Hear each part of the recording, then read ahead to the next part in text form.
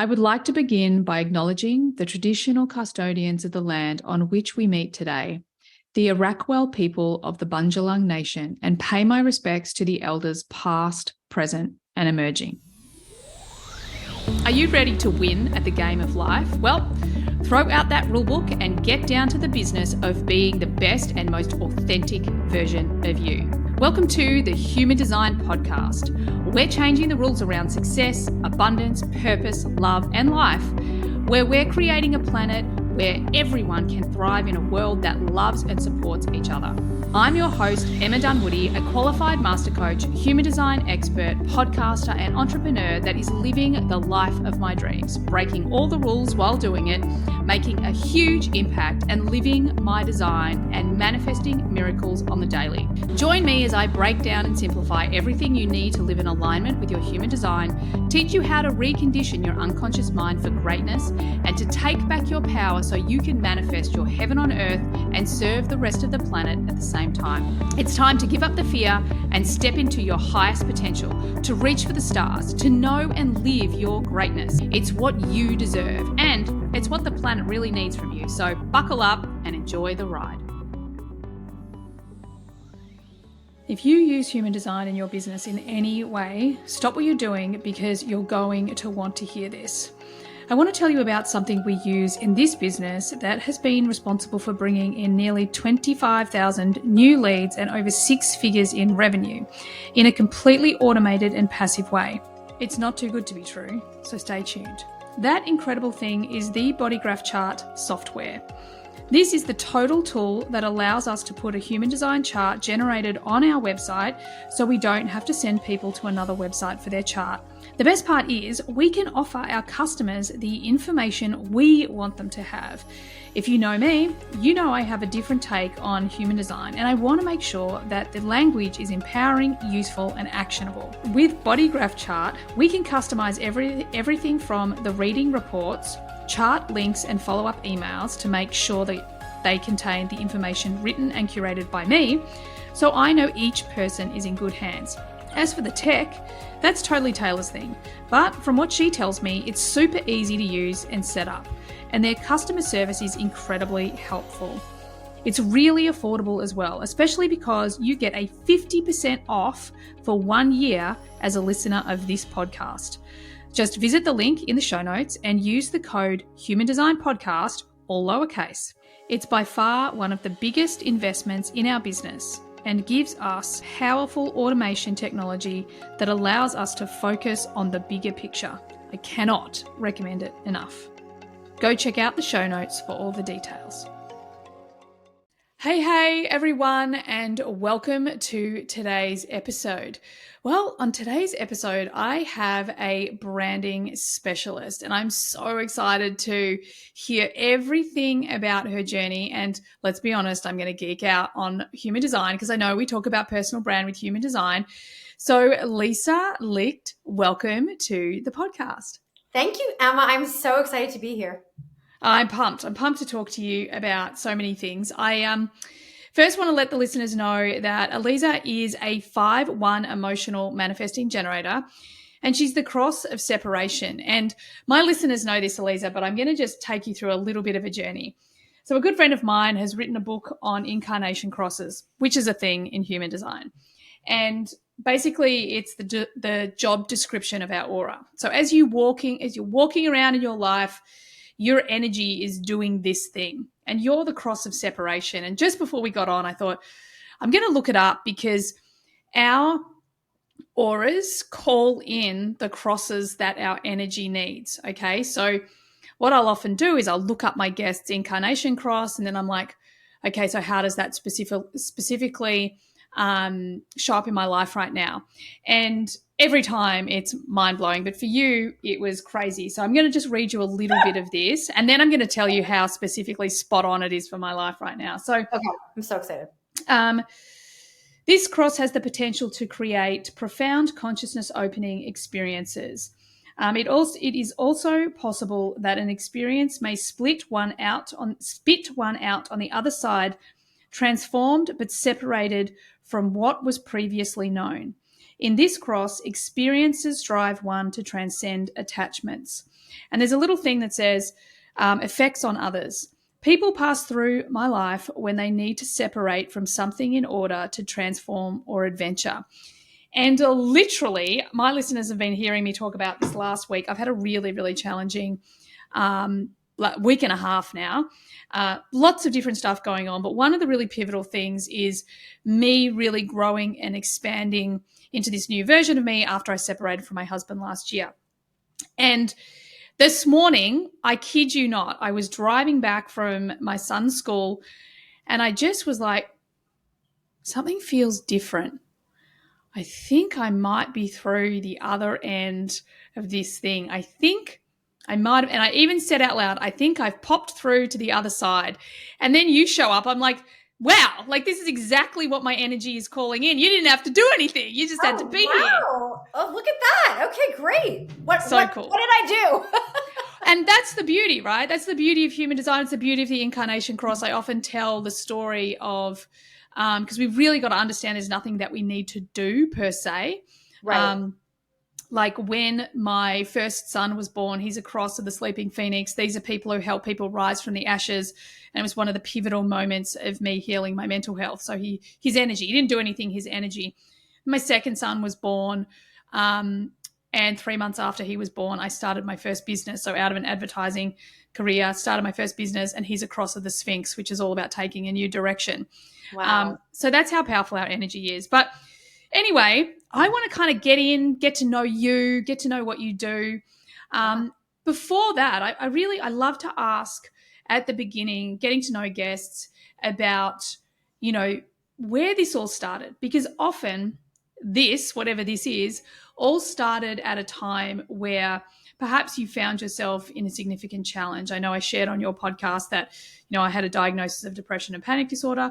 And I believe these things are our catalyst into the hero's journey, into our actual purpose. So I'd love to hear your story, like potentially from dark night of the soul to who you are today and how that's influenced your life. Sure. Oh, wow. Okay. So my my story was really a massive turn in terms of what I thought I was going to do and what I'm actually doing. Yep. So I was convinced that I was going to be a plastic surgeon as my career. Mm-hmm. And I grew up in the 80s. I grew up with my room wallpapered in fashion magazines. Me too. Obsessed with fashion. Okay. Obsessed with fashion. And I had no idea that could be a career. I did not know that. So I went to college. I was pre-med. I majored in neurobiology and physiology. Wow. And I did the whole pre-med track, including the MCATs, all the things. And I get to a summer internship at a hospital. And I came home one day and I'm like, I can't do this. I don't want to be here. At the time, my grandmother was living with us. She had had a stroke. So I felt like I had the hospital at home and I had the hospital going to work, quote unquote. And I said to myself, I think I'm making a huge mistake. And I will tell you now, obviously, I don't know if people can see us, if this will be video, but yeah, I wear red lipstick as a signature. There's never not a red lip on me. If I'm not wearing a red lipstick, people are like, are you sick? Like, are you ill? Yeah, wow. So in doing all my surgery rounds in this internship, obviously I was wearing a surgical mask. Yeah. And the surgical mask and the red lipstick was like a disaster together. And I said to myself, am I going to really wear a mask for the rest of my life? And then cut to the pandemic later on. I was like, oh my God, here we are. But for a million reasons, I was like, this is not me. I want to be in an environment that has high energy and a creative environment. So I told my parents that I no longer want to be pre-med. I would like to work for a fashion magazine. And that did not go over very well. But I did end up getting, after college, I couldn't change my major. I ended up getting an internship at Harper's Bazaar.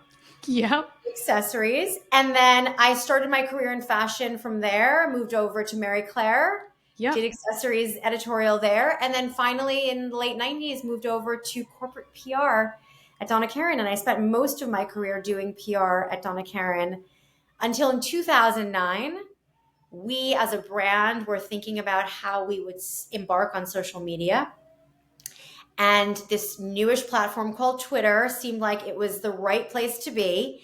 And my concern was that Donna Karen is a person, but also a brand.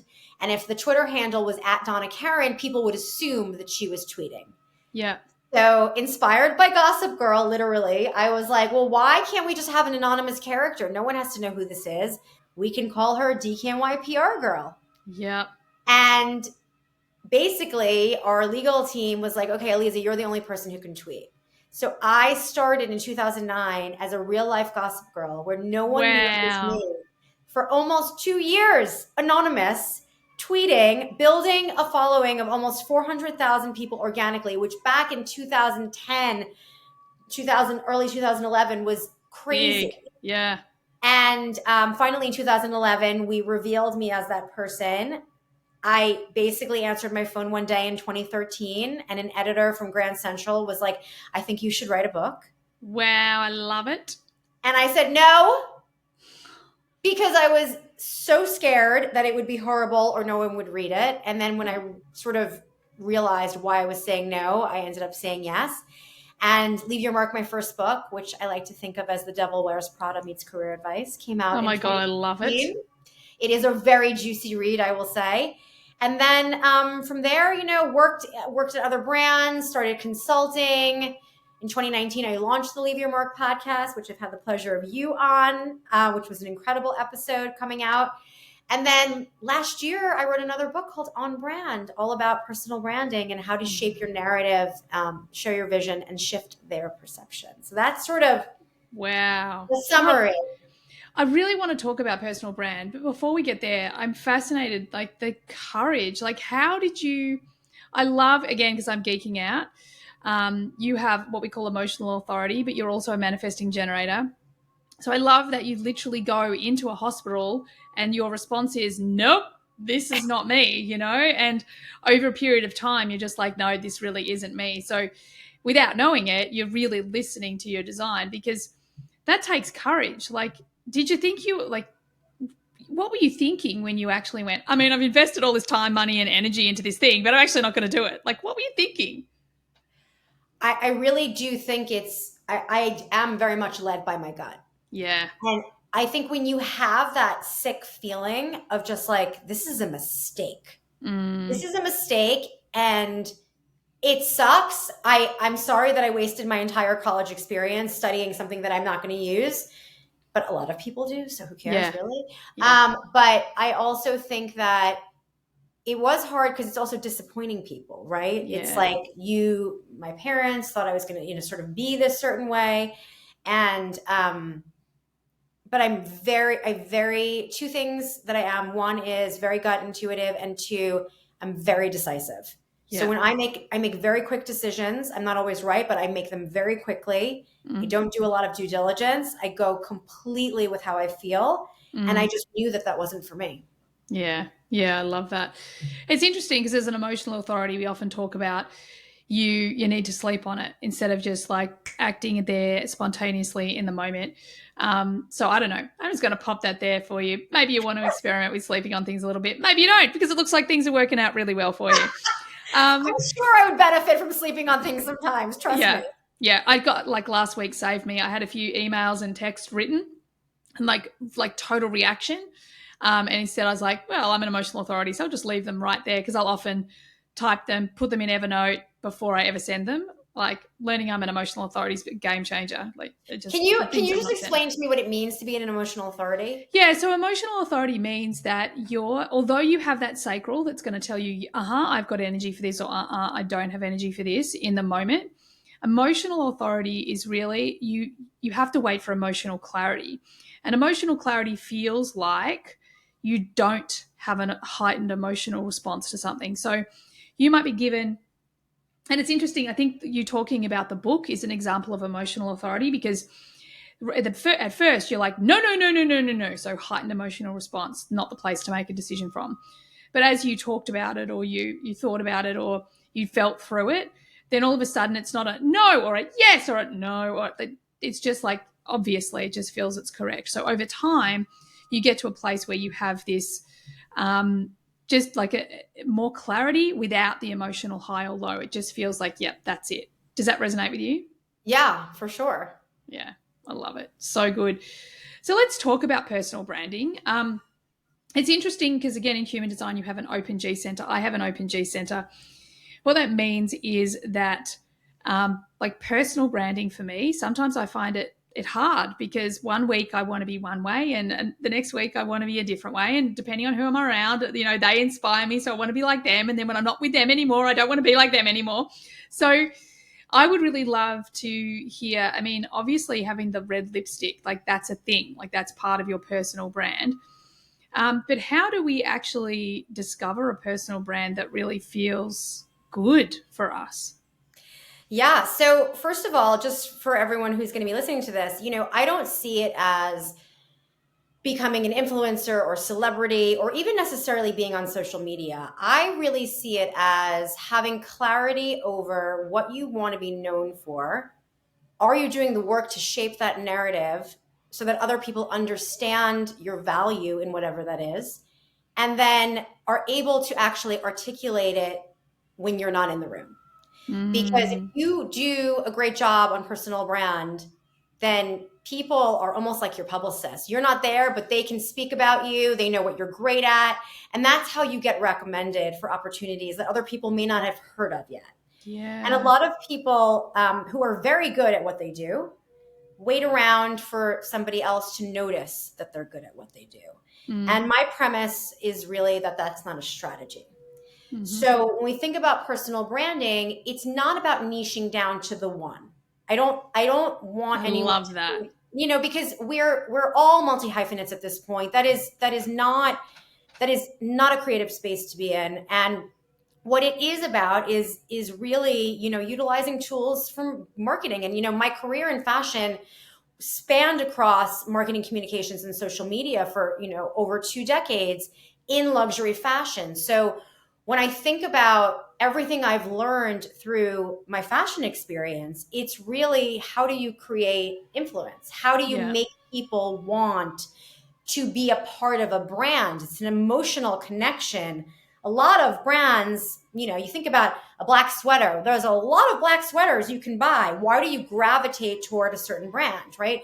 So taking, those same principles of understanding what you want to be known for, what is your personal brand in service of, what's that North Star goal? Mm, And known doesn't have to mean celebrity or on, TV. It can be known within your network, within your industry, within your company, and making sure that you really understand that everything you're doing, if you are on social media or even if you're not, you are understanding how you're showing up. Your mm, self reflection is matching other people's public perception. And mm, how we think about sort of your pillars is really through a Venn diagram. It's not, it could be your work, one circle is work, one circle it could be personal things, one circle could be hobbies, and really understanding that center, that intersection point, to connect the dots between them. I really do feel that everyone has one personal brand, but your brand evolves over time. oh, I And you can love make that. tweaks to it. I think in simple terms, when we take it down to like things people can like literally stop listening to this episode and go do, simple things you can do to just tweak your personal brand. Number one is review all of the places you have a bio every single quarter. Put a calendar notice in your calendar. Time to read my bios, because we evolve as people. And sometimes, I mean, me too. I will look at my website or I'll look at my bio and I'm like, who wrote this? Like, this is Oh so my not God, I just anymore. had that experience. I've No, literally just had that experience recently. I'm like, oh, it's time. It's time to change it. I mean, but also, what is the priority you're giving to words, right? Mm, How do you identify, and in your bio, what are you naturally speaking about first? If you want to be mm, known for something and that's the last thing you're mentioning, then it's subconsciously not a priority for you. yeah. So actually really thinking about the order of that, thinking about how many people, and Emma, I know you see this in your role too. It's like, how many people do you get an email from where it's literally says sent from my iPhone? as their Mm. signature. Mm. Those people do not work in marketing for Apple. So why are Yeah. you not using that real estate to brand yourself in terms of listen to the latest episode of my podcast, or here's how you book one-on-one time with me? So there's so many ways in my book on brand. It's an actual workbook. So I I love that. really, you can, no one seems to want to write in books though, Emma, I will tell you. People are like, oh my God, I see there's lines there, but I don't want to write in it. I'm like, Oh my God, I'm the writer. Like, I'm getting the book, I'm filling in the no, stuff. that Like, I like it love should be that. like highlighted, tabbed, and Yeah, you exactly. I even so I even just interviewed someone recently where I'd bought her book to filled it in, and then wanted another and copy listen to to do it it. again. So I just went and bought another copy and filled that one in too. So yeah, Totally. let's all Totally. get in onto the book. Exactly. So it is really the whole thing is an exercise. It's actually quite similar to human design in a way. It is the luxurious exercise of self-reflection. Yeah. And really, and I say luxurious because making the time to do your world of human design and saying, you know what, I deserve to do this. I deserve to know about this, my true authentic self, so I can leverage that and amplify all of these traits. That means like really putting yourself into a space where you're like, I deserve to do this. And a lot of people, will read on brand. They're like, oh my God, it was so great. I'm like, oh, did you do it? Did you do the exercise? It's like, oh well, no, I didn't really have time. I'm like, well, then what's the point? What's the point? So I think this is such an important point. I, I bang on about it all the time. I call it imperfect action. That we actually need to be taking the imperfect action. We need to be learning, but implementing what we learn, because otherwise it's just knowledge. What's the point in having knowledge if it doesn't change our reality, our life? And it's cool. Like, I'm just looking at your chart over here. And although you're a 5-1 profile, you have so many line 3s and line 6s, which is all about experiences. And your personality sun is the 35, which is really the gate of experience. So this is really big for you. I love it. And I think that, don't you think that this is where people get really stuck in any area of their life, where they want to go and consume all the knowledge, or they buy on brand and they're like, right, I'm going to do this thing. They read it, but they don't actually put it into action. Yeah. How do you advise people like take that big step, or even what do you think's stopping them from taking that step? I think that a lot of people don't think they're worthy of creating a bigger version of themselves. And I think that it's scary in terms of giving yourself permission to actually see yourself bigger. I consult in a lot of sort of like a fractional CMO, and in social media is probably my biggest space that I work in. And there's this mentality where a lot of people will be like, well, I only have, 200 followers. I only have 500 followers. So I have to act a certain way. No, you go out to those 200 followers and in your mind, you see 10 million. And that's how you show up. And it's a really incredible difference when you start imagining the 10 million versus speaking to the 200. So it is a mindset. And one of the things that I always say, especially when I do keynotes at the end of it, so spoiler, although I might come to Australia next year, so I'll let you know if I do. Oh my God, yeah, please do. 2 post-it notes, very simply, that you, like, every person should really like stick on their laptop. The first one should just say, why not me? It is a question you can never answer, because literally it can be you. And I'll give you my personal example of when my book, Leave Your Mark, had been out for a couple of years. I was like, I've always wanted to be Oprah. I've always wanted to have a talk show. I should do a podcast. And I started meeting with all of these production companies, whether it be Spotify or Audible or whomever. And everyone said I wasn't big enough. Everyone said no. They were looking for big celebrities. And I said, listen, my book, Leave Your Mark, has been really successful.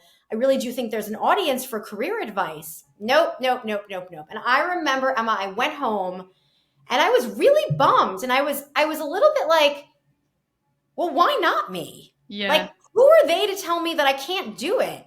I certainly can speak all day. I know that. Yeah. And I can speak to a wall. So I just Googled how to do a podcast. And then in 2019, Leave Your Mark was created. And now I'm part of Money News Network, and it's a whole thing. But like, it was a little bit like, okay, you know what? I'll show you I can do it by myself. So why not me is really important. And the second post-it is, if you're in the room, you belong there. I love that.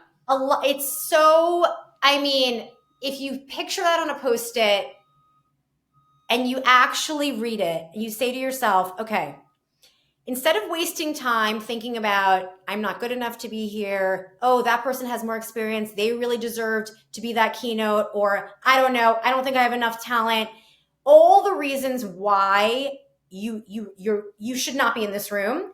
If people would just say, okay, you know what? I got in this room, Yeah. which means somebody saw something in you that you don't even recognize in yourself. So now that you're in this room, whether it's a meeting where you've been invited to senior leadership or you're invited to go speak somewhere, it can be a million different things. Now that you're in this room, why don't you focus on what you can do now that you're in there? What impression can you make now that you're in there? And don't worry about how you got in there. And those two post-it notes, I think, can solve a lot of imposter syndrome. Oh my God, I love it. I love that one, like if you're in the room, then you're meant to be there. That's actually been something that, as my business has grown significantly, and all of a sudden, I find myself in very different rooms. And it was really, I'm really grateful that I looked at this before I got there, because I have a governing belief that's like, I want to be in the room where I feel like I want to stretch to be with these people, to work with these people. I don't want to be in the room that I feel like I'm at the top. I want to be like lower to the bottom, reaching for the top.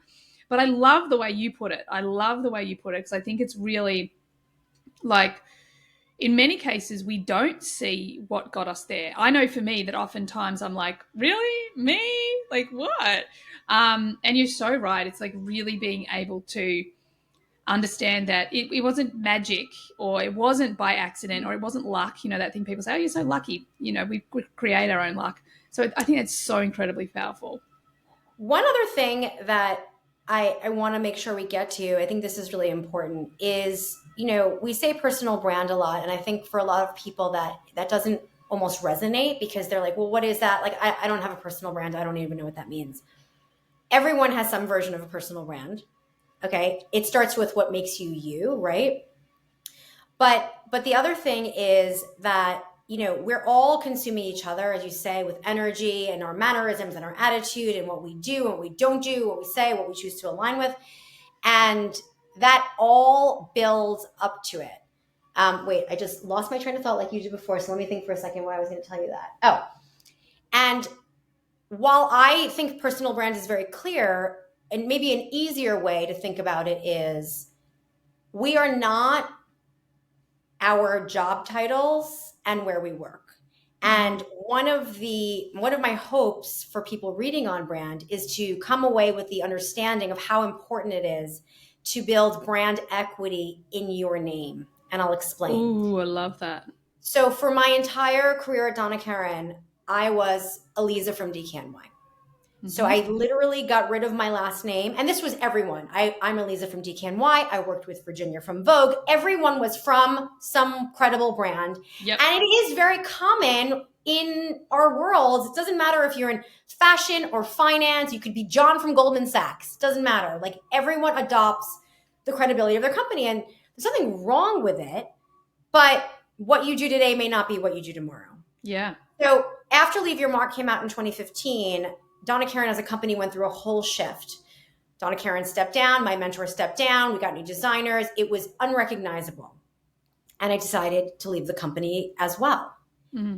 And at that point, I was very well known as also not just Aliza from DKNY, but DKNY PR girl. Yeah. The news of the announcement generated over 230 million media impressions. Wow. It was big. And I had my book now. And I left the company, and in January, 1st January of 2016, where I'm like free agent, author, yay me, I woke up, I'll never forget it, on that Monday morning, and I freaked out Yeah. because I no longer knew who I was. I Yeah. didn't have that title anymore. I didn't work at that company, which was part of LVMH. I had no identity because I never thought about just being Aliza Licht. Yeah. And you know what? I think this is actually something that so many people wrestle with. I know a lot of women that leave to have kids. I had, a big identity shift that was very, very uncomfortable leaving advertising, really similar to what you said. Like I had this whole identity of being this successful corporate, media person. Um, and then the moment that part of our identity has disappeared, then literally our subconscious brain goes, "Oh God, who are we?" and goes into free fall. So, do you think that people need to be, if they're working as a part of a bigger brand, and maybe they are in that situation, and maybe this is where on brand is helping people, but is it important that whether you're like me, the face of the brand, or you're working for someone else, you think it's really important to always be focusing on our own individual personal brand, both with work and outside of work? Yes. So a lot of the corporate keynotes that I do are to teach employees how to build their personal brands within their company. So what does that mean? There are some people who don't realize that they may be good at what they do, but they're invisible. So it's really, again, if you take it back from social media and you just put it into these terms, personal branding is about shaping that narrative, making sure people understand your value. So you can do that within a company, and there's appropriate ways to do it. There is in the book, I over rev on this because I am not trying to create people who are just bragging from the rooftops, internally or externally.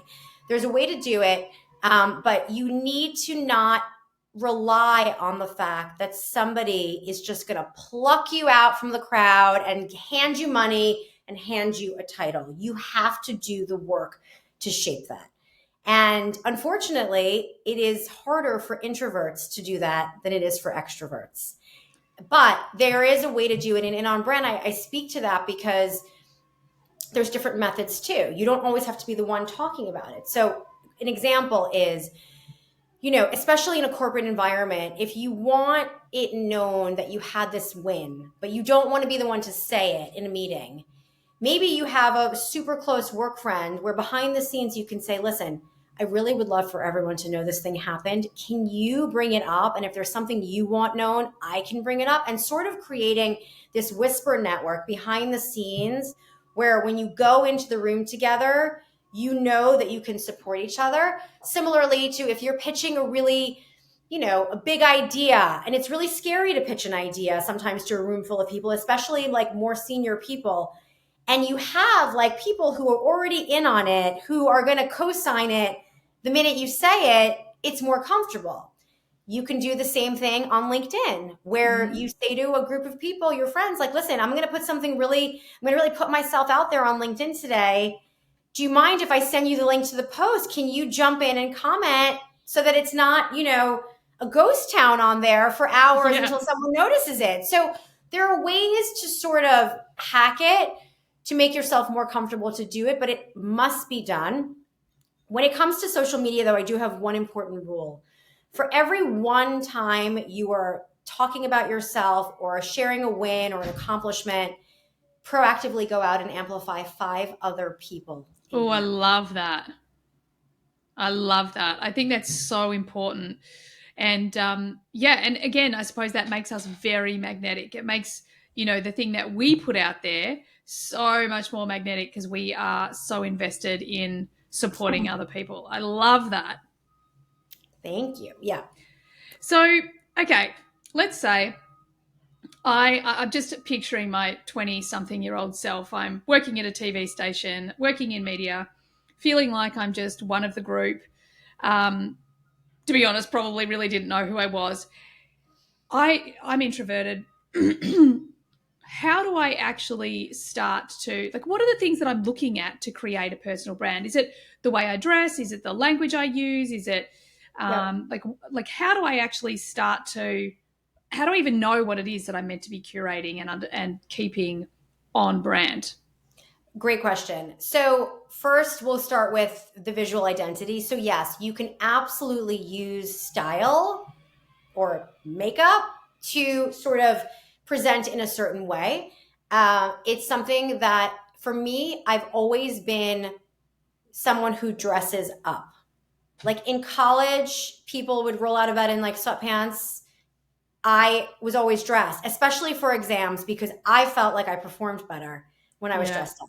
Oh, I So I love think you that. can absolutely use fashion as your armor for sure. Um, the other thing that especially important inside a company, and like you were giving the example of your younger self, earning social capital, meaning having people understand that you are what I like to call like a go-to person. You're someone can come to you in a pinch. You're going to handle it. You're going to do it well. You're going to do it on time. And you start to build this currency of social capital where people are like, oh, yeah, Emma, she's amazing. Let's bring her on this project. And how that happens is you raise your hand and you offer to pitch in on different team members' projects or even a cross functional team so that you start to build a reputation among your peers that you're great to work with. So Mm. that's something that any single person can do in a company. And that is also, especially if you work for like, so I worked for LVMH. Internal mobility is a really big deal where you move around a lot inside, right? So, how do you build that reputation inside a company? That is one way. The other way is to really always be over prepared for a meeting. Come to the meeting having read anything you can about what you are going to discuss in that meeting. Come with ideas and don't be afraid to present them. A lot of people will sit around a meeting, especially with senior management, and they'll just silently sit there. And my premise is that if you want to progress in your career and you want to be promoted to a more senior position, people have to be able to visualize you in that senior position. If you're Yeah. someone they never hear speak, no one's going to think about you for a senior position. So Mm. there's a lot of ways to do it. And also in terms of shaping your narrative within brand guardrails. So besides the Venn diagram, there's many exercises like what are your belief systems, but shaping your brand guardrails is really important. What are things you are? What are things you're not? What are things, where do you give yourself permission to play? Where should you sit out? When you create that mental filter, it becomes really easy to know how to show up in certain situations. And in on brand, one of the sections, which for some people was very off-putting, but I actually, well, there's two sections that are probably off-putting, but They're probably the best, the most powerful ones of all. I think they are. So one of them is called don't bring your whole self to work. Mm. Everyone, it's like, I don't know if you know what Hallmark is, but Hallmark card, like it's like a Yep. Hallmark card, like bring your whole self to work. No, your whole self is not appropriate for work. Figure out the parts that are going to serve you and get you to that North goal. Leave the rest of them at home, right? I love So that. that's one thing. The other thing is, and this is not for a corporate person, but this is for if you're an entrepreneur or a founder. This is Okay, a, I'm listening. a controversial tactic, but here it is. So I call it zero. Can I curse on this podcast? Yeah, go for gold. Oh. I call it zero fucks given branding. Yeah. And we all know examples of this, but it is essentially you are perfectly comfortable cultivating as many haters as you are lovers. And in turn, you give zero fucks and you are going to be your authentic self and put yourself out there. And you're going to build a very big following because both of those audiences are not going to be able to look away. And it's a tactic. It's a tactic. And, we see it in a lot of politicians. We see it in a lot of big celebrity names. And it is something that actually works, because when you are polarizing, a lot of people will jump into your comment feed, which signals to the algorithm, this is a post people like, we should serve it up to others. And that is how people go viral. But you got to have the stomach for it, and it's not for everyone. And you always have to think about who is actually responsible for your progress. Who are your stakeholders? And when you do your brand guardrails and on brand, you really think about the audience you're trying to attract, but also who is the audience who might just be there. And are any of them in charge of your raise, in charge of investing in your company? Like, there's a lot of things to it. So I don't want to just be irresponsible and be like, yeah, go do zero fucks given branding and you'll build a huge following. But you have to think about all these things. But I break it down really easily in the book. Yeah, I love that. And it's interesting. I feel, quite resonant with what you said. I'm very much I suppose I always put it down to being a behavioral coach, so if there are people that don't like what I'm putting out there, like, it says more about them than it does about me. And I'm compassionate, I have compassion, but I also do have a zero policy. I've never been a person, I won't partake in, negative conversations or anything that's being aggressive or unkind to anyone else. It's a hard no for me. It's like one of my highest values is kindness.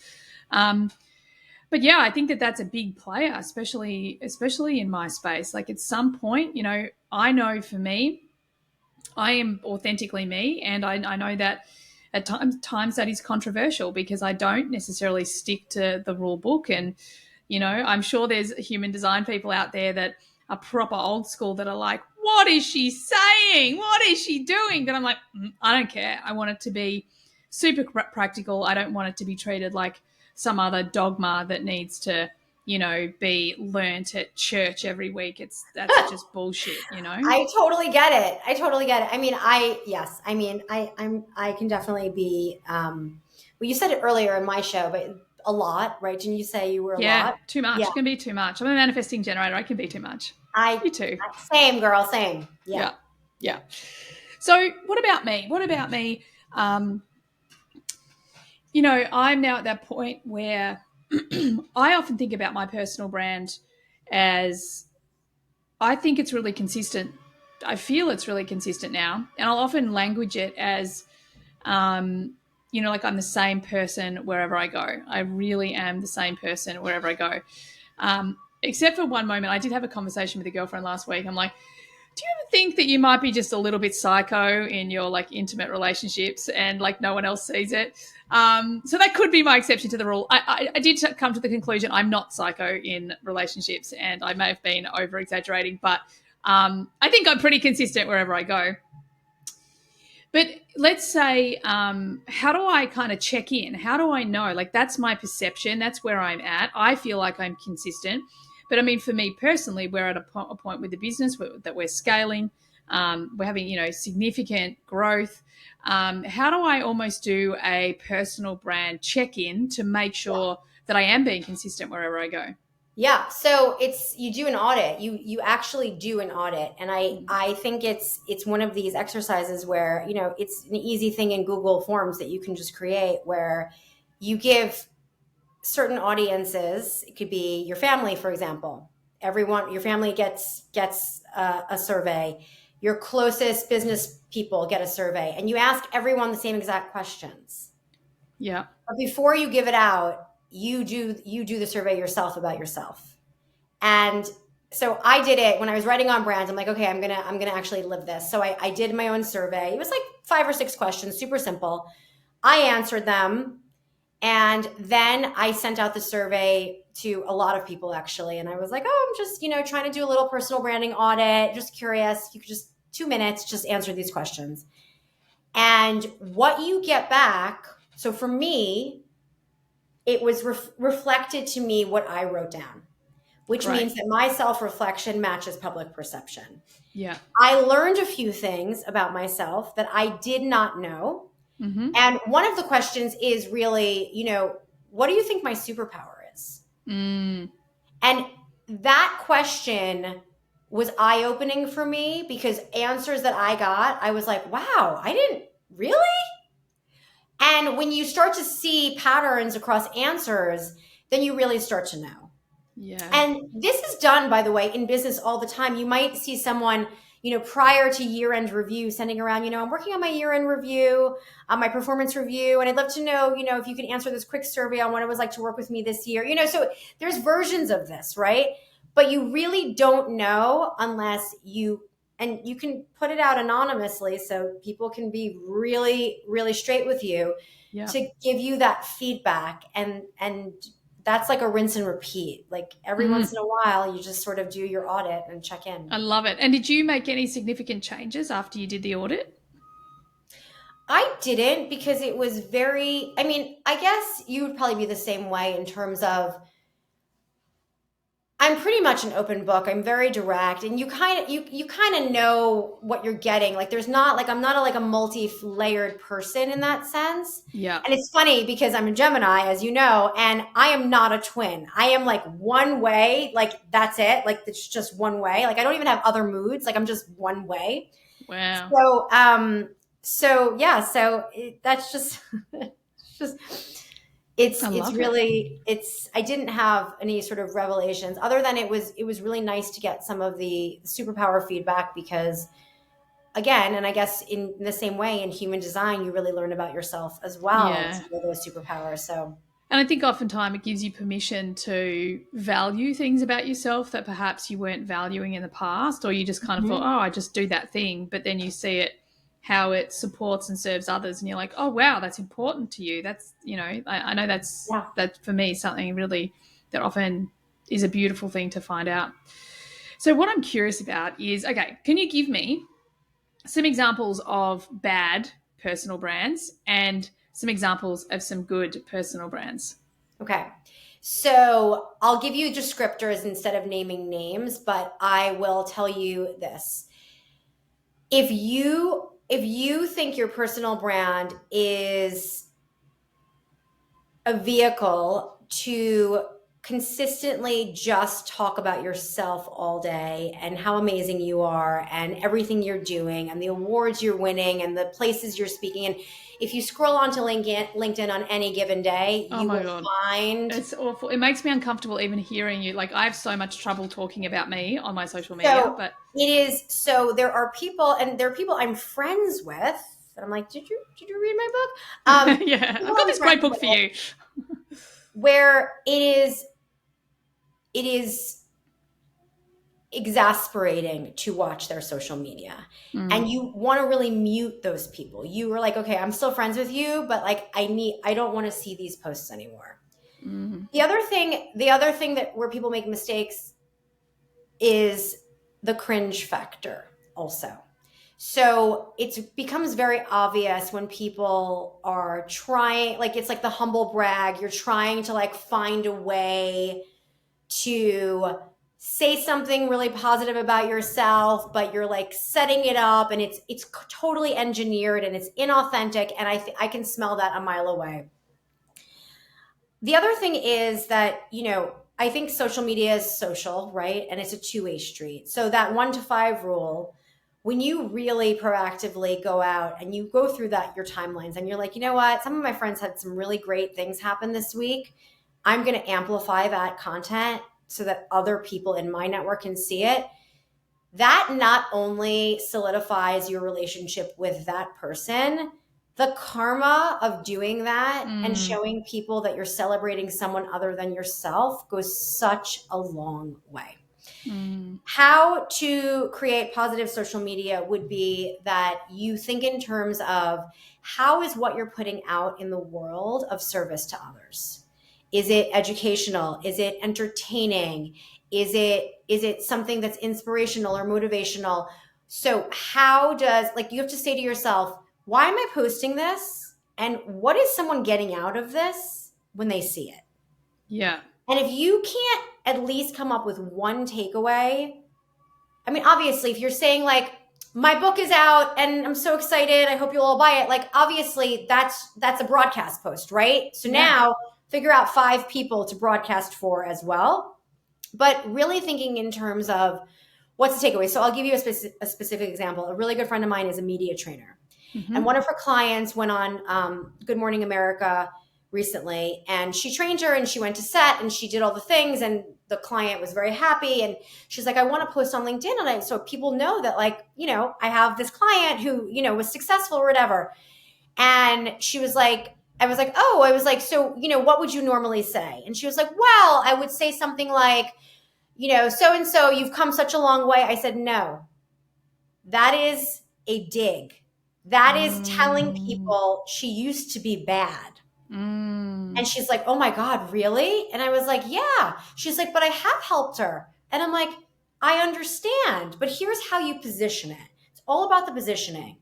I said, watch her clip and critique it as if you were, first signing her as a client, but only look for the positive things. So when you post on LinkedIn, say, so-and-so went on Good Morning America today. Here's what you can learn from her appearance. Here's what she did well. She wore a tonal suit.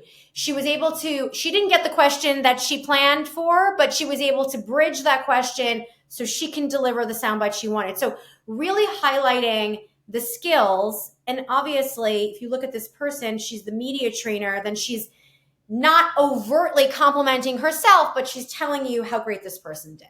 I love it so much. It's so good. I feel like everyone on social media, we all need to just go to social media school. Like we could all be doing so much better. I've got to let you go, but the one thing that I think I find like frustrating, I'm not a huge social media person myself, but I think this is why, is that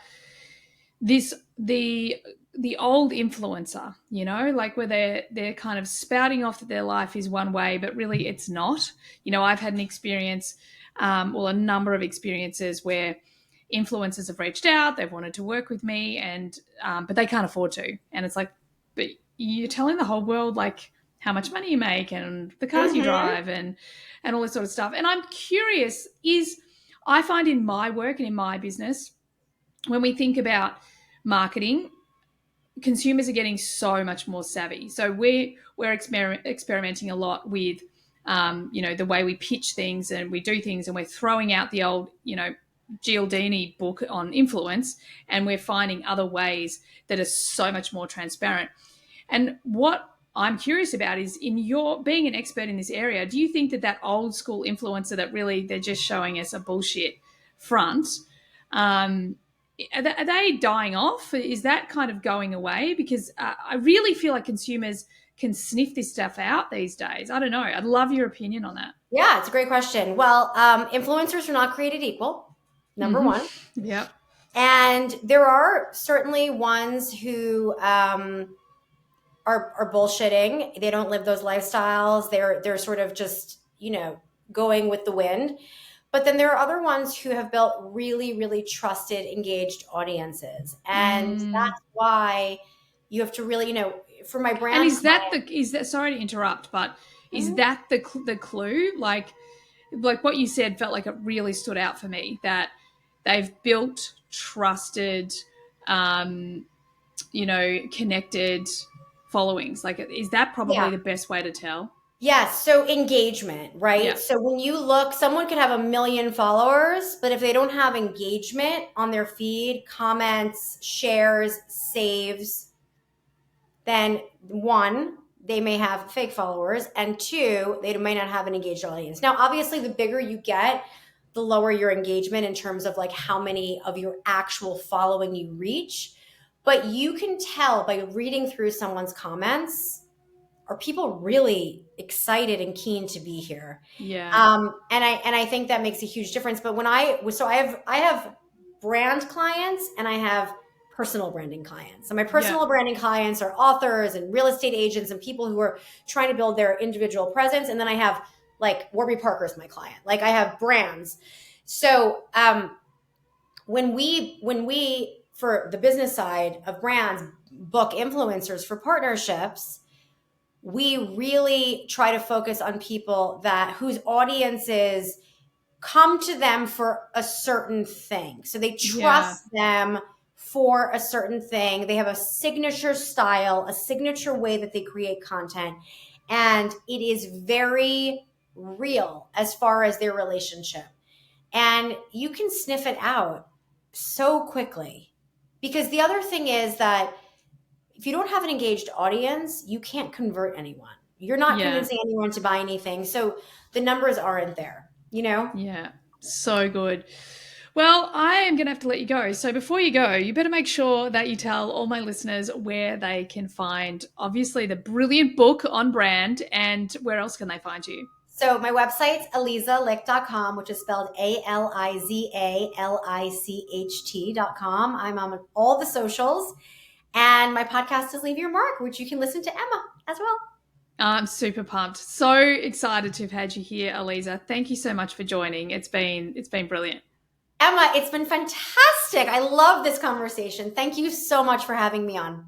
So good. Thank you. And for everyone out there listening, thank you so much for being here. I trust you got what you needed from today's episode, and I so look forward to having you on the next one. Bye for now. Thanks everyone for being here all the way to the end of the podcast. I hope you got lots of value out of it. I certainly had a lot of fun doing it. Could I please ask that you share this podcast with friends if you found it valuable? And also, bonus points, could you leave a review for me as well on Apple? It would be greatly appreciated. If at any point you would like to be on the podcast, or you've got questions that you'd like me to discuss on the podcast, by all means get on my socials and DM me. Everything you need is there in the show notes. Have an awesome day. Bye for now.